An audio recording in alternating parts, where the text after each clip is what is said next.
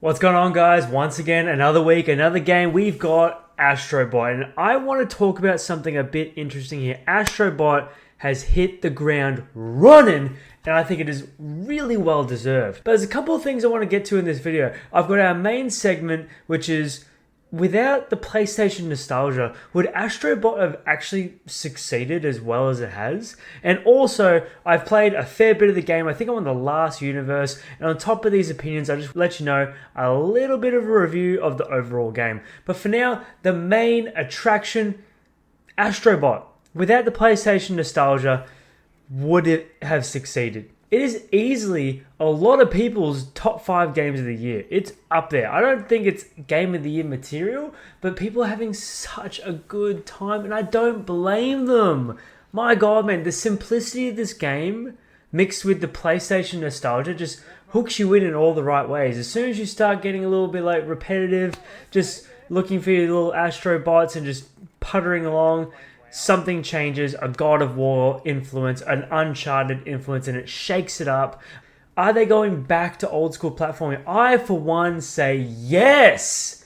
Give us some brand new IPs of basic platforming. Yes, I probably would prefer a little bit more difficulty in my world and my gameplay, but at the same time, I can't believe how much fun I'm sitting here smiling, streaming, talking to you guys, and it's just, there's not a care in the world. None of this is hard. You might die once because a spiky dude ran at you and you didn't quite see him in time, but you respawn not even 2 meters back from where you died. The respawn rates are extremely generous. There's very, very low difficulty margin in these games, but that's not a bad thing. With the world going to large open RPG adventure titles, Black Myth Wukong, Star Wars Outlaws, Assassin's Creed Shadows coming out, Elden Ring, huge games, talking 15 to 100 hours of gameplay. When AstroBot comes in, gives you 8 hours of polished, cartoony fun, I'm not here to complain about it. Put it that way. I'm not here to complain. You might have already clicked out by now because this isn't a controversial opinion like you're used to seeing here at Mark My Words. Which, by the way, thank you so much for the love on the Star Wars Outlaws video. Honestly, the comment section's been amazing in this one. Yes, there's still people that didn't like this game, but there's so many people that did. Anyway, back to AstroBot. Without the PlayStation influences, I just am left wondering, without them, would AstroBot have done so well? If a new IP comes in wanting to introduce a brand new platformer, is that actually going to hit the ground running as if AstroBot did? Or is the fact that the PlayStation nostalgia, you see all these characters very similar to Sackboy Little Big Planet, just dressed up as Kratos from God of War?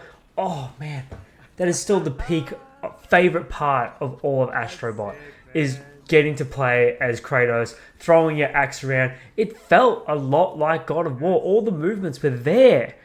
So well taken care of. All the nostalgia bait, I don't even care. It's nostalgia bait. The main reason you're playing it is for the PlayStation references, and I don't care. I'm having so much fun. I haven't seen a single person say something subjectively negative to brush away the game. Not once. Not once. And that's rare. That is rare on this channel to not find that.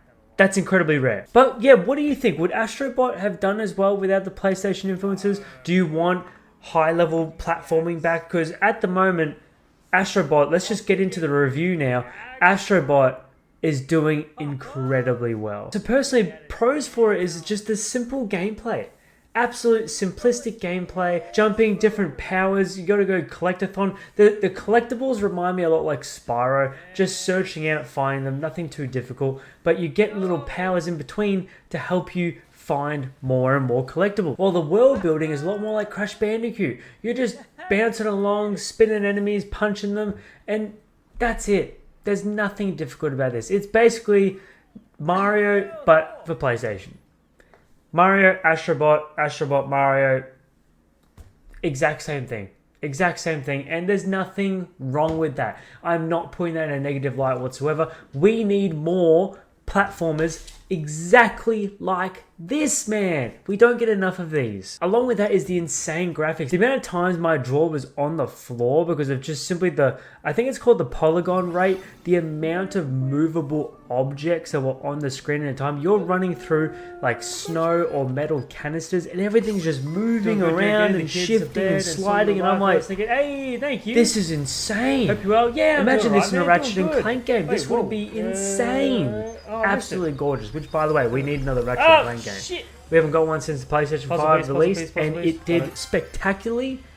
Oh. Where's the next one? What are we doing? Along with the absolute PlayStation fanboy hype, I know I want to spread the question of if it would have done as well if the PlayStation hype wasn't there. But at the same time, that's no negative. I am loving it, man. I had PlayStation 1, 2, 3, 4, 5. We're going to check the cones. We're not going to talk about the Pro here. That might be a different video. That's a whole situation.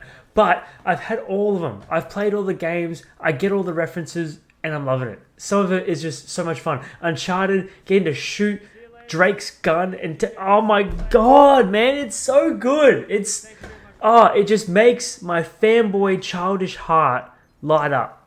It's amazing. Away from all the Souls-likes, open world, 35-hour games, you have something that's just cherished as just a small 8-hour game of fun. It really brings you back to your childhood. Not to sound all cutesy and all that kind of stuff, but it just does. There's something really fun about playing games like this that don't get too complicated. It's simple. It's fun. You know what to expect. Enjoy. Nothing wrong with that at all. On top of that, we're going to talk about the free DLC coming. Yes! Any DLC that is free is a big tick in my book. I don't care what game it is. But free DLC looks like they're going to be introducing speedrunning, which as the time of this video, doesn't look like it's out at the moment, nor do we have a release date, but it's still pretty exciting. And, well, I say no release date, but apparently it's expected to come before the end of the year, which is really exciting. But I know where this guy's such a shill. He's hyping the game up. The glazing. Man, I am learning a lot of terminology just from the comment section alone. Man, I'm old. I don't understand half of those words. I have to Google them. But anyway, let's talk about a couple of cons. An easy con is the story. There isn't much to get a hold of. Obviously, Crash Bandicoot 4 really had this fantastic story involved that really hooked you in. I was a big fan of that. But AstroBot, I mean, you're flying your little PlayStation 5 spaceship around, an alien attacks you, and now you gotta go get all your parts. It was very similar to the Playroom game, but now we have a full-fledged game. But it is still nostalgia bait PlayStation story-wise. Not really what you're here for. Not what you're here for. But it's a little bit of a negative. I probably would have liked something going. On top of that is, the too easy. They do have more challenging worlds, which are normally ones we have to start all over again. I think they're normally the circle triangle worlds. If you've played the game, you know what I'm talking about, or I'll stitch some of the gameplay below. But those worlds, they have their challenges, but something like even the recent Mario Wonder, some of the levels in Mario Wonder that had that 5 to 6 star difficulty rating, they're the ones you're like, oh damn, that's hard. AstroBot was kind of missing any of that. I reckon in a Mario consumption, those worlds in AstroBot that are considered hard are probably like a 4 star on Mario, which is like, I feel like, I understand we're going for the kid-friendly worlds, and I do rate that, but something a little bit to chuck in there for the more adult gamers would have been a lot better. Now that's pretty much me. AstroBot, I'm having a blast, man. I'm having an absolute blast. If you haven't picked up AstroBot, it is worth your time. I know with Space Marine 2, that's taking up a lot of people's time. I decided from seeing the Space Marine 2 content coming out, I was like, you know what?